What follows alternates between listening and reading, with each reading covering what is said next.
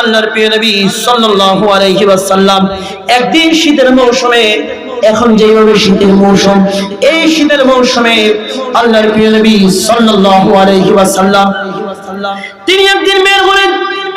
প্রচন্ড শীত পড়ছে।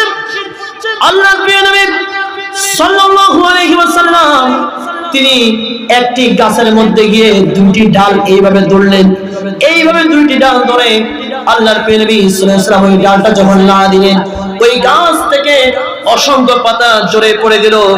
এর পরবর্তীতে আল্লাহর প্রিয় নবী সাল্লাল্লাহু আলাইহি ওয়াসাল্লাম আরজ করলেন, মুসলমান বান্দা যখন আল্লাহ রাব্বুল আলামিনের সন্তুষ্টির জন্য নামাজ আদায় করে, 5 ওয়াক্ত নামাজ ফজর, যোহর, আসর, মাগরিব, এশা বান্দা যখন ঠিক রাখে, ওই মুহূর্তে আল্লাহ রাব্বুল আলামিনের অনুগ্রহে ওই মুমিন মুসলমান বান্দার সমস্ত গুনাহগুলো ঝরে পড়ে যায়। জোরে বলুন সুবহানাল্লাহ।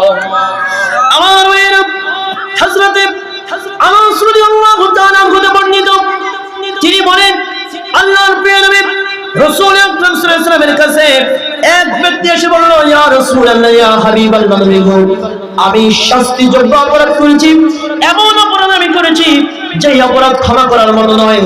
আপনি আমাকে আল্লাহর কিতাবের বিধান অনুযায়ী, আল্লাহর আইন অনুযায়ী শাস্তি প্রদান করুন। আল্লাহর প্রিয় নবী রাসূল আকরাম সাল্লাল্লাহু আলাইহি ওয়াসাল্লাম তিনি বলেছে, ও আমার সাহাবী, শুনে রাখো, তুমি কি জানো না, তুমি যে আমার সাথে নামাজ আদায় করেছো, যে ব্যক্তি আমার সাথে নামাজ আদায় করবে, আল্লাহ রাব্বুল আলামিন ওই ব্যক্তির সমস্ত গুনাহ মুহূর্তের মধ্যে ক্ষমা করে দিবে। জোরে বলুন সুবহানাল্লাহ।